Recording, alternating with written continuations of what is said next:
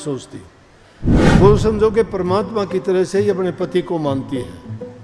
पति व्रत धर्म बड़ा सच्चा है। अपने देश में मुख्य रूप से कुछ ही अपनी ये माता ऐसी पवित्र जो हुई हैं जिनको हम कह सकते हैं, जिनमें माता सीता है, माता अनसुईया जी हैं, ऐसी ऐसी और भी काफ़ी सती सावित्री हैं।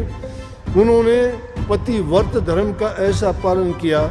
सावित्री ने यमराज से अपने पति को छीन लिया, जो दुनिया में आज तक मिसाल है। एक बार यमराज जिस जीव को ले जाने के लिए आ जाता है वो कभी वापस नहीं आता, चाहे वो कितना भी ताकतवर हो, कितना भी उसने कुछ भी कर रखा हो, वो वापस नहीं ला सकता। लेकिन सती सावित्री ने अपने सती व्रत के कारण, अपने आत्म बल के कारण, अपने सच्चे धर्म के कारण अपने पति को यमराज से वापस लेके आई। और यमराज देखता रह गया, अपने नियमों को तोड़ दिया। उसके पास कोई ऐसा वो ही नहीं था बचने का उपाय कि मैं किस तरह से इसको ये कहूँ कि इसको मैं नहीं जाने दूंगा। मजबूर हो गया उसको, क्योंकि पति व्रत के आगे सब झुक जाते हैं, परमात्मा को भी अपने नियम बदलने पड़ देते हैं। उसी प्रकार से गौतम ऋषि के साथ भी ऐसा ही हुआ था। गौतम ऋषि ने माता अहिल्या को श्राप दे दिया पत्थर के होने का।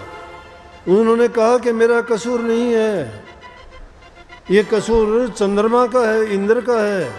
उन्होंने धोखा किया है, उन्होंने आपका रूप धर के मेरे पास आए थे, इसलिए आप मुझे श्राप गलत देते हो। मुझे पत्थर की होने का श्राप देके गलत किया है, आप अपना श्राप वापस लो। गौतम ऋषि जी कहने लगे, मेरा श्राप वापस नहीं होता, जो मैंने श्राप दे दिया वो तो होके रहेगा। हाँ इतना है, आपके कहने से आप कसूरवार नहीं हो तो मैं युग बदल सकता हूँ। सतयुग के बाद में द्वापर आना चाहिए था, उन्होंने युग चेंज कर दिया, त्रेता युग ला दिया पहले, क्योंकि श्री रामचंद्र जी ने त्रेता युग में आना था। और त्रेता युग में जब रामचंद्र जी आए और माता अहिल्या को जब अपने पैरों से छुआ तो उनकी गति हुई। वो इसलिए उन्होंने चेंज कर दिया, बदल दिया। इसी प्रकार से तुलसी साहब एक दिन भजन करते मस्ती में बैठे थे, गंगा के किनारे स्नान करके वही बंदगी करने के लिए प्रभु की बैठ गए। तुलसी साहब जी जिन्होंने रामायण लिखी, रामायण जब लिखते थे उनके सामने इतने उसमें खो जाते थे।